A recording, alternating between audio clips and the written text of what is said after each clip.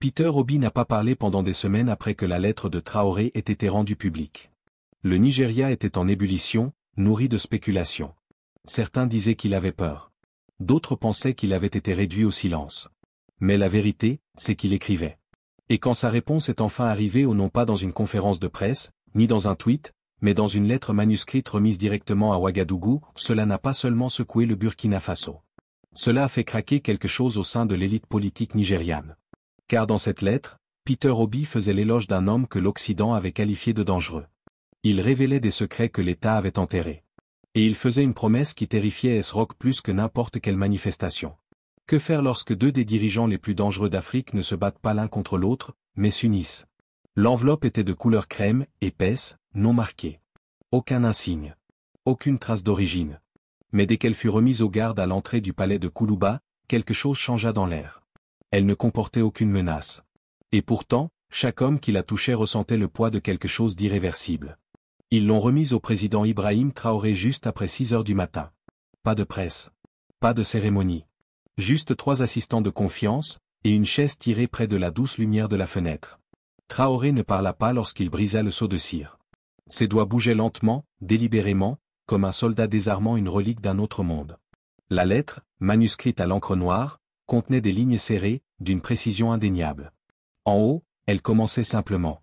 À celui qui nous rappelle comment traverser le feu sans brûler. Traoré lisait en silence.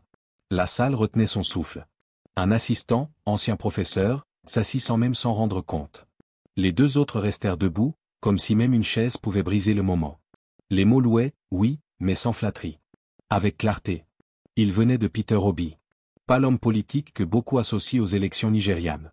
Mais un homme aiguisé par l'exil, la surveillance, le sabotage. Un homme resté silencieux trop longtemps.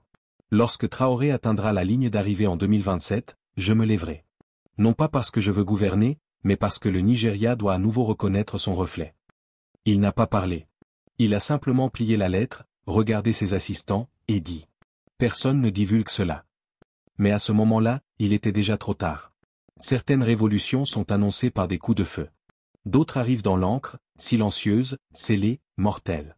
C'était censé être un briefing de sécurité de routine. Informations matinales, prévisions économiques, le bruit habituel de la gestion d'une nation assiégée. Le cabinet de Traoré s'est réuni comme à son habitude. Calme, posé, discipliné. Jusqu'à ce qu'il enfreigne le protocole. Sans prévenir, le président a déplié la lettre. L'original. Pas un résumé, ni un extrait filtré. Il l'a lu à haute voix, chaque mot, jusqu'à ce qu'il arrive à la phrase qui fit taire la pièce. Votre courage nous rappelle ce que nous étions avant d'être achetés. La température sembla baisser. Le général Bachri, ancien diplomate sous un régime pro-occidental, se redressa sur son siège. La ministre Aïcha, vétérane de la résistance civile, poussa un soupir audible. La plus jeune assistante, âgée de 27 ans, originaire de Bobo-Dioulasso, baissa les yeux, comme si quelqu'un lui avait murmuré un secret qu'elle n'était pas encore prête à porter. Ils comprirent tout ce que cela signifiait. Ce n'était pas seulement un compliment. C'était un miroir. Peter Obi n'écrivait pas pour flatter Traoré. Il écrivait pour dénoncer le silence de chaque gouvernement africain ayant oublié comment dire non. Pour leur rappeler ce que l'on ressentait avant la dette extérieure. Avant les comptes offshore et les think tanks occidentaux. Quand la justice, la dignité et le leadership local existaient encore. Le président plia lentement la lettre et leva les yeux. L'Afrique de l'Ouest est à l'écoute, dit-il. La question est, qui répondra?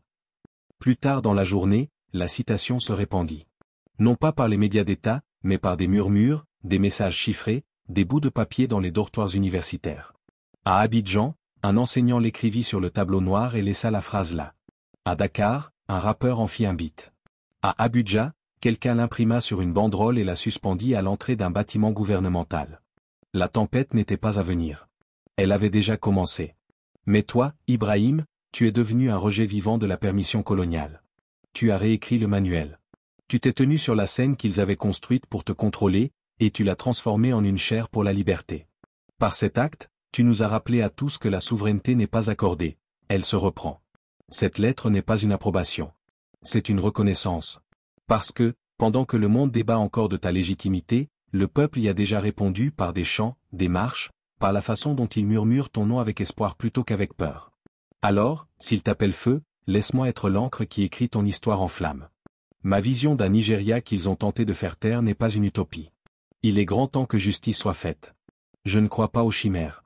Je crois aux chiffres, à la politique, au progrès lent et obstiné qui refuse de mourir. Ils se sont moqués de moi parce que je transportais des feuilles de calcul pendant les rassemblements. Mais la vérité, c'est que j'ai apporté une calculatrice sur un champ de bataille, parce que je savais que la vraie guerre était contre la pauvreté, pas contre les gens. Chaque zone de gouvernement local au Nigeria disposera d'une école propre, dotée de personnel, connectée au monde numérique. Pas par charité, par nécessité de survie. Nous n'attendrons plus que l'électricité atteigne les villages pour enseigner. Nous éclairons nos campagnes avec des réseaux solaires, non avec des promesses importées, mais avec une technologie construite ici, câblée par nos propres mains. On ne peut pas parler d'indépendance le jour si l'on vit la nuit à la lumière d'un emprunt. Notre budget sera publié quotidiennement, ligne par ligne, en 3 langues et visible sur tous les téléphones. Que la commerçante d'Onitsha sache où sont passés ses impôts. Que les pêcheurs de Bayelsa voient leur part. Que le peuple ne se contente pas de voter, mais gouverne aussi. Ils ont dit que j'étais naïf. Je dis que je me suis réveillé trop tôt. Je n'ai pas été réduit au silence parce que j'avais tort. J'ai été réduit au silence parce que j'étais exact. Parce que j'ai dit la vérité et que je l'ai appuyé par des reçus. J'ai rappelé aux Nigérians que le leadership est un service, pas un héritage. Que nous pouvons nous gouverner sans nous piller nous-mêmes. Ibrahim, ils ont coupé mon micro. Mais ils ont oublié une chose essentielle à propos de la vérité, elle n'a pas besoin de système audio. Il suffit de la répéter. Et dans ta voix, j'entends des échos de ce qu'ils ont tenté d'effacer dans la mienne. Tu ne m'as pas seulement inspiré. Tu m'as rappelé à quoi ressemble la conviction quand elle tient bon, même quand toute la salle essaie de s'asseoir. Laisse-moi te dire ce qu'ils craignent. Ils craignent un homme qui n'a pas de parrain, qui ne doit aucun contrat de pipeline, qui n'a fait aucun pacte en échange du silence. Ils craignent une voix qui parle sans attendre d'approbation, et une foule qui écoute sans être payée pour applaudir. Depuis la fin des élections, ils ont essayé de m'effacer, petit à petit.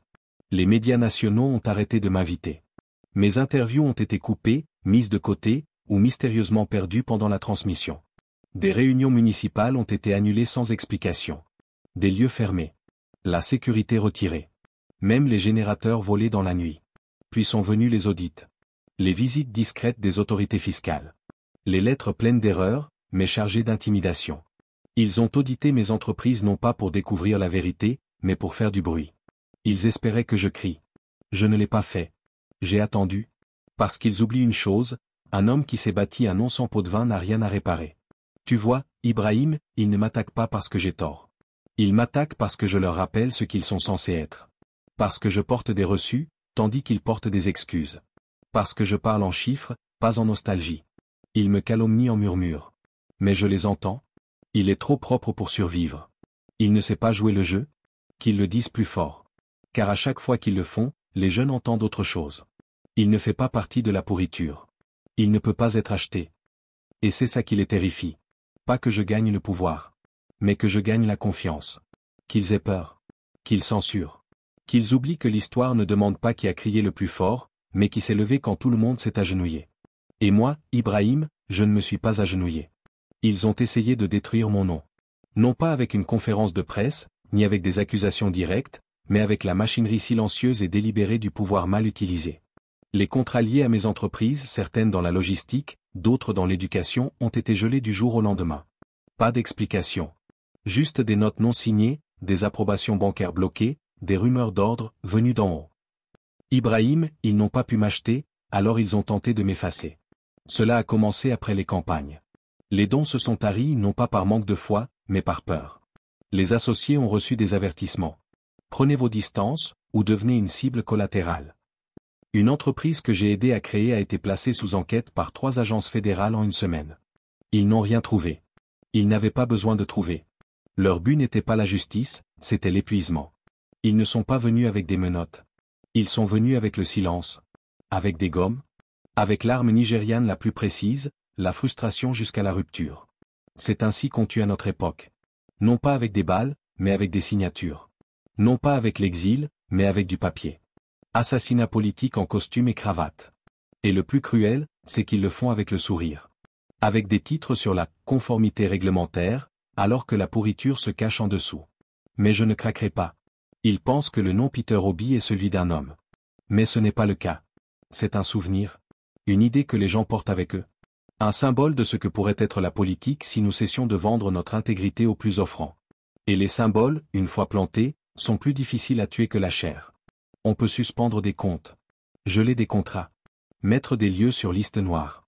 Mais on ne peut pas faire taire une histoire qui vit déjà dans les rues. Alors, s'ils pensent que je vais disparaître tranquillement, ils se trompent sur moi. Je suis encore là. Je suis encore debout. Et je n'ai pas fini. Oui. Je vais me présenter. Qu'ils l'entendent non pas comme un murmure, ni comme une fuite, ni comme une rumeur de tabloïd. Mais clairement, fort. Et sans peur. En 2027, je serai candidat. Non pas parce que j'ai soif de pouvoir. Parce que le pouvoir n'est pas une récompense. C'est une responsabilité. Je ne veux pas siéger à ASO Rock pour laisser un héritage. Je veux rappeler au Nigeria à quoi il ressemble quand il se tient debout et sans être acheté. Nous sommes allés trop loin sur une route pavée d'oubli. Nous avons normalisé le vol. Nous avons glorifié le volume plutôt que la valeur, le spectacle plutôt que le service. Le peuple ne se reconnaît plus dans les hommes qui prétendent le diriger. Il voit la distance, la froideur, le contrôle. Mais je veux que le Nigeria reconnaisse à nouveau son reflet. Je voudrais entrer dans une école primaire à Sokoto et entendre les enfants réciter leurs droits comme s'ils étaient inscrits dans les Écritures. Je veux qu'une vendeuse de tomates à Benu sache qu'elle a payé des impôts et qu'elle sache exactement ce que ces impôts ont financé. Je veux voir des routes là où il n'y a eu que des promesses depuis 20 ans. Je veux que la fonction publique soit quelque chose à laquelle nos enfants aspirent, et non quelque chose contre laquelle nous les mettons en garde. Je ne me présenterai pas parce que je suis parfait, mais parce que je refuse de rester immobile pendant que l'imperfection devient une politique. Je vais courir pour les veuves, pour les diplômés sans emploi, pour ceux à qui l'on a dit qu'il leur fallait une relation plutôt qu'un diplôme. Je vais courir parce que si je ne le fais pas, le silence gagne. Qu'ils disent que je suis trop silencieux. Qu'ils disent que j'ai trop de principes. Qu'ils disent que je rêve trop. Qu'ils le disent maintenant. Parce qu'en 2027, on dira qu'il s'est présenté. Et cette fois, ils n'oublieront pas. La fuite ne venait pas du Nigeria. Elle venait d'une salle de rédaction cachée dans une rue calme de Ouagadougou. Une journaliste nommée Mariam Kabor, à peine âgée de 30 ans, lut la lettre 2 fois et murmura. Les gens méritent de voir ça. Elle ne la publia pas comme une nouvelle de dernière minute. Elle la publia comme un évangile. En quelques heures, la lettre était partout. Les étudiants d'Ibadan l'imprimèrent sur des dépliants et les glissèrent sous les portes des salles de classe. À Kano, un dirigeant d'un syndicat étudiant peignit 3 mots sur un mur en béton du campus. Reconnaître son reflet. À Jos, des professeurs faisaient une pause en plein cours pour lire des extraits à voix haute, laissant les mots d'Obi devenir le programme. La citation prit feu en ligne, dans les rues, dans des conversations chuchotées sur les parkings. Reconnaître son reflet était en tendance au Ghana, en Sierra Leone, en Gambie. Ce n'était plus une phrase. C'était un défi. Un miroir tendu au visage des dirigeants et au peuple qui avait cessé d'espérer mieux. À Banjul, un graffeur peignit Obi et Traoré dos à dos sous un mur fissuré, chacun tenant une lanterne. La légende disait: l'Afrique n'a pas besoin de nouveaux dirigeants. Elle a besoin d'un courage d'antan pour revenir. Les médias d'État se précipitèrent pour discréditer la lettre. Le camp de Tinubu qualifia cette correspondance de non vérifiée. Mais c'était trop tard. Quand la vérité brûle en silence, elle se propage sans aucun centre pour l'éteindre. Et la lettre d'Obi était désormais intouchable. Imprimée. Partagée. Capturée sur écran. En permanence. Dans les cafés d'Accra, dans les cours de Dar es Salaam, la jeunesse africaine prononçait à nouveau son nom. Pas comme un simple candidat. Mais comme un chapitre rouvert. Comme un avenir qui semblait autrefois impossible, désormais écrit clairement de sa propre main. Ce qui avait commencé comme une lettre scellée était devenu quelque chose qu'aucun tribunal ne pouvait censurer. C'était devenu un incendie. Et il continuait de se propager. L'ambiance à l'intérieur d'ASO Rock n'était plus tendue. Elle était combustible. Quand la lettre arriva à Lagos, et que le chant « Reconnaissez son reflet » résonna dans les rues comme sur les réseaux sociaux. L'entourage du président Tinubu entra en mode crise. Une réunion d'urgence du cabinet fut convoquée sous prétexte de sécurité nationale. Mais en vérité, il s'agissait de quelque chose de bien plus fragile, la peur. La peur de perdre le récit. La peur qu'un seul homme, armé non pas d'armes, mais de mots, ait ravivé la confiance dans une population que l'on disait apathique. Compile tout, ordonna Tinubu. En quelques heures, un dossier classifié fut constitué. Il portait un titre simple. Contact à l'étranger. Historique de voyage. Liens commerciaux dormants. Même une liste de journalistes vus en train de dîner avec lui à Londres. Ils cherchaient le scandale. Ils n'en ont trouvé aucun. Ils cherchaient la faiblesse. Tout ce qu'ils ont vu, c'était de la discipline. Quelqu'un proposa d'interdire à Obi de voyager. Un autre suggéra de relancer une vieille affaire fiscale datant d'il y a 10 ans. Rendons-le légal, dit Tinubu. Faites en sorte que cela ressemble à une procédure régulière. Mais alors même qu'ils complotaient, le terrain se dérobait sous leurs pieds. Manifestation à Zaria. Marche silencieuse à Yenagoa. Les élèves chantaient, nous ne voulons pas de dirigeants. Nous voulons des miroirs. Rien de tout cela n'était coordonné. Rien de tout cela n'était payé. Juste une agitation brute, organique. Un ministre osa dire la vérité. Il ne la déclara même pas officiellement. Et nous étions déjà en train de perdre. Tinubu ne répondit pas. Il se tourna simplement vers la fenêtre, regardant l'horizon d'Abuja scintiller dans la brume des vapeurs de diesel et du hasard lointain. Il comprit que le pouvoir avait changé de main, bien avant que les votes ne soient exprimés. Parce que lorsque les gens recommencent à croire, non pas au slogan, mais à quelqu'un, ils deviennent dangereux. Et la croyance, une fois éveillée, ne peut plus être arrêtée. Dans une ruelle poussiéreuse d'une rue bondée d'Accra, deux adolescentes se tenaient en équilibre sur un vieux pot de peinture et une chaise cassée, pinceau à la main. Elles n'étaient pas des artistes de formation. Juste des étudiantes, avec du feu dans la poitrine, et un mur resté trop longtemps sans signification. D'un côté, le profil acéré d'Ibrahim Traoré, les yeux fixés comme un homme qui avait vu la trahison et osé s'en approcher. De l'autre, Peter Obi, l'expression calme mais inflexible, comme un homme ayant porté le silence assez longtemps pour en connaître le poids. Entre eux, les filles peignirent une phrase, en lettres rouges vives, qui traversa le brouillard et le doute. Nous n'avons pas besoin de permission pour rêver d'une Afrique éveillée. Au coucher du soleil, une foule s'était rassemblée. Pas pour se révolter. Pas pour chanter. Juste pour regarder, pour respirer, pour se souvenir. La fresque se répandit à travers l'Afrique de l'Ouest plus vite que la lettre. Les photos inondèrent Instagram, WhatsApp, les blogs underground. Les DJ de coton nos radios ouvraient leur set avec la phrase. Une enseignante de Yaoundé l'utilisa pour débuter sa leçon sur le devoir civique. À Kigali, un chauffeur de bus s'arrêta à mi-parcours, montra l'image sur son téléphone et murmura. Enfin. Obi et Traoré n'avaient jamais partagé une scène. Mais maintenant, leurs voix étaient inséparables. L'un, le feu. L'autre, la braise. Deux chemins différents. Une destination commune. Au Nigeria, le cabinet de Tinubu entra en mode contrôle des dégâts. En France, des analystes rédigèrent des rapports intitulés « Poussée du sentiment panafricain, changement narratif ingérable ». Mais rien de tout cela n'avait d'importance. Parce que sur ce mur fissuré d'Accra, deux filles avaient peint ce que les diplomates craignaient le plus et que les tyrans ne pouvaient pas traduire, une unité sans coordination, une révolution sans sang. Le continent ne demandait plus le changement. Il se souvenait qu'il avait toujours été capable d'écrire son propre nom.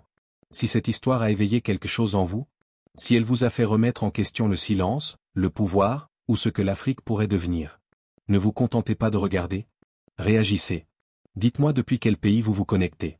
Aimez cette vidéo pour que ce message atteigne chaque coin du continent. Commentez ci-dessous. Pensez-vous que Peter Obi et Ibrahim Traoré représentent l'avenir que l'Afrique mérite? Abonnez-vous pour plus d'histoires qu'ils ne veulent pas que vous entendiez. Des histoires de courage, de trahison, et de voix qui s'élèvent sans permission. L'Afrique n'attend plus. Et elle ne devrait plus attendre.